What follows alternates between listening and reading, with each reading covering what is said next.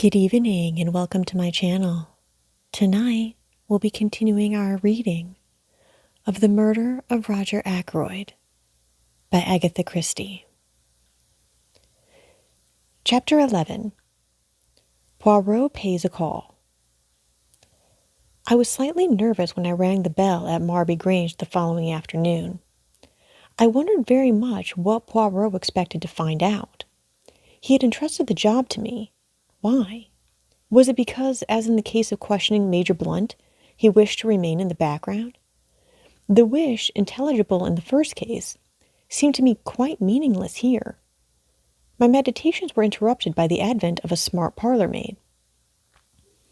Yes, Mrs. Folliot was at home. I was ushered into a big drawing-room, and looked round me curiously as I waited for the mistress of the house. A large bare room, some good bits of old china, and some beautiful etchings, shabby covers and curtains. A lady's room in every sense of the term. I turned from the inspection of a Bartolozzi on the wall as Mrs. Folliot came into the room. She was a tall woman, with untidy brown hair and a very winning smile. "Dr. Shepherd," she said hesitatingly. "That is my name," I replied. "I must apologize for calling upon you like this, but I wanted some information about a parlour-maid previously employed by you, Ursula Bourne." With the utterance of the name, the smile vanished from her face, and all the cordiality froze out of her manner. She looked uncomfortable and ill at ease. "Ursula Bourne?" she said hesitatingly. "Yes," I said. "Perhaps you don't remember the name?" "Oh, yes, of course. I remember perfectly." "She left you just over a year ago, I understand?" Yes, she did. That is quite right." "And you were satisfied with her while she was with you? How long was she with you, by the way?" "Oh, a year or two. I can't remember exactly how long. She is very capable. I'm sure you will find her quite satisfactory. I didn't know she was leaving Fernley. I hadn't the least idea of it." "Can you tell me anything about her?" I asked. "Anything about her?"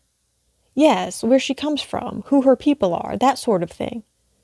Mrs. Folliot's face wore more than ever its frozen look. "I don't know at all." "Who was she with before she came to you?" "I'm afraid I don't remember." There was a spark of anger now underlying her nervousness. She flung up her head in a gesture that was vaguely familiar. "Is it really necessary to ask all these questions?" "Not at all," I said, with an air of surprise and a tinge of apology in my manner. "I had no idea you wouldn't mind answering them. I'm very sorry." Her anger left her and she became confused again. "Oh, I don't mind answering them. I assure you I don't. Why should I? It just seemed a little odd, you know, that's all. A little odd."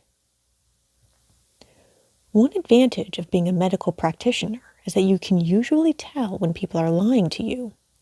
I should have known from Mrs. Folliot's manner, if from nothing else, that she did mind answering my questions. Minded intensely. She was thoroughly uncomfortable and upset, and there was plainly some mystery in the background. I judged her to be a woman quite unused to deception of any kind, and consequently rendered acutely uneasy when forced to practice it. A child could have seen through her. But it was also clear that she had no intention of telling me anything further. Whatever the mystery centering around Ursula Bourne might be, I was not going to learn it through Mrs. Folliot. Defeated, I apologized once more for disturbing her, took my hat, and departed. I went to see a couple of patients and arrived home about 6 o'clock. Caroline was sitting beside the rack of tea things. She had that look of suppressed exultation on her face which I know only too well. It is a sure sign with her of either the getting or the giving of information. I wondered which it had been. "I've had a very interesting afternoon," began Caroline, as I dropped into my own particular easy chair and stretched out my feet to the inviting blaze in the fireplace. "Have you?" I asked. "Miss Gannett drop in to tea?" Miss Gannett is one of the chief of our newsmongers. "Guess again," said Caroline, with intense complacency. I guessed several times, working slowly through all the members of Caroline's intelligence corps. My sister received each guess with a triumphant shake of the head. In the end, she volunteered the information herself. "Monsieur Poirot," she said. "Now what do you think of that?" I thought a good many things of it, but I was careful not to say them to Caroline. Why did he come? I asked. To see me, of course. He said that knowing my brother so well, he hoped he might be permitted to make the acquaintance of his charming sister. Your charming sister. I've got mixed up, but you know what I mean. What did he talk about? I asked. He told me a lot about himself and his cases. You know that Prince Paul of Mauritania, the one who's just married a dancer? Yes. I saw a most intriguing paragraph about her in Society Snippets the other day, hinting that she was really a Russian Grand Duchess, one of the Tsar's daughters who managed to escape from the Bolsheviks. Well, it seems that Monsieur Poirot solved a baffling murder mystery that threatened to involve them both. Prince Paul was beside himself with gratitude. Did he give him an emerald tie-pin the size of a clover's egg? I inquired sarcastically. He didn't mention it. Why? Nothing, I said. I thought it was always done. It is in detective fiction anyway. The super detective always has his rooms littered with rubies and pearls and emeralds from grateful royal clients. It's very interesting to hear about these things from the inside, said my sister complacently. It would be, to Caroline.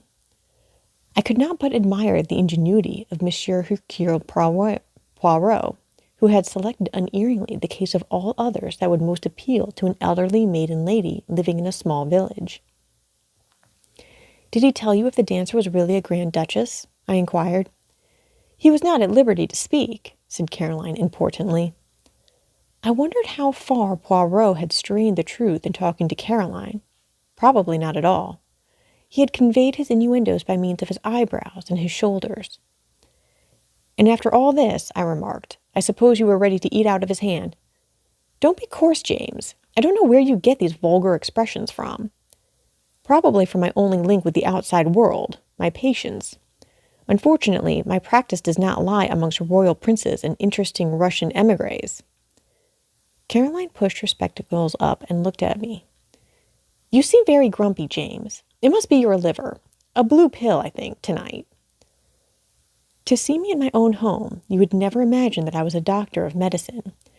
Caroline does the home prescribing, both for herself and me. Damn my liver, I said irritably. Did you talk about the murder at all? Well, naturally, James. What else is there to talk about locally? I was able to set Monsieur Poirot right upon several points. He was very grateful to me. He said I had the makings of a born detective in me, and a wonderful psychological insight into human nature. Caroline was exactly like a cat that is full to overflowing with rich cream. She was positively purring. He talked a lot about the little gray cells of the brain and of their functions. His own, he says, are of the first quality. He would say so, I remarked bitterly. Modesty is certainly not his middle name. I wish you would not be so horribly American, James. He thought it very important that Ralph should be found as soon as possible, and induced to come forward and give an account of himself. He says that his disappearance will produce a very unfortunate impression at the inquest. And what did you say to that? I agreed with him, said Caroline importantly, and I was able to tell him the way people were already talking about it. Caroline, I said sharply, did you tell Monsieur Poirot what you overheard in the wood that day? I did, said Caroline complacently. I got up and began to walk about. You realize what you're doing, I hope, I jerked out. You're putting a halter around Ralph Patton's neck as surely as you're sitting in that chair. Not at all, said Caroline, quite unruffled. I was surprised you hadn't told him. I took very good care not to, I said. I'm fond of that boy. So am I. That's why I say you're talking nonsense. I don't believe Ralph did it, and so the truth can't hurt him, and we ought to give Monsieur Poirot all the help we can. Why, think, very likely Ralph was out with that identical girl on the night of the murder, and if so, he's got a perfect alibi. If he's got a perfect alibi, I retorted, why doesn't he come forward and say so? Might get the girl into trouble, said Caroline sapiently. But if Monsieur Poirot gets hold of her and puts it to her as her duty, she'll come forward of her own accord and clear Ralph. You seem to have invented a romantic fairy story of your own, I said. You read too many trashy novels, Caroline. I've always told you so. I dropped into my chair again. Did Poirot ask you any more questions? I inquired. Only about the patients you had that morning. The patients? I demanded unbelievingly. Yes, your surgery patients. How many and who they were. Do you mean to say you were able to tell him that? I demanded. Caroline is really amazing. Why not? Asked my sister triumphantly. I can see the path up to the surgery door perfectly from this window. And I've got an excellent memory, James. Much better than yours, let me tell you. I'm sure you have, I murmured mechanically. My sister went on, checking the names on her fingers. There was old Mrs. Bennet and that boy from the farm with the bad finger. Dolly Grice to have a needle out of her finger. That American steward off the liner. Let me see. That's 4. Yes, and old George Evans with his ulcer. And lastly, she paused significantly. Well? Caroline brought out her climax triumphantly. She hissed in the most approved style, aided by the fortunate number of S's at her disposal. Miss Russell! She sat back in her chair and looked at me meaningly. And when Caroline looks at you meaningly, it is impossible to miss it. I don't know what you mean, I said quite untruthfully. Why shouldn't Miss Russell consult me about her bad knee? Bad knee, said Caroline. Fiddlesticks. No more bad knee than you and I. She was after something else. What? I asked. Caroline had to admit that she didn't know.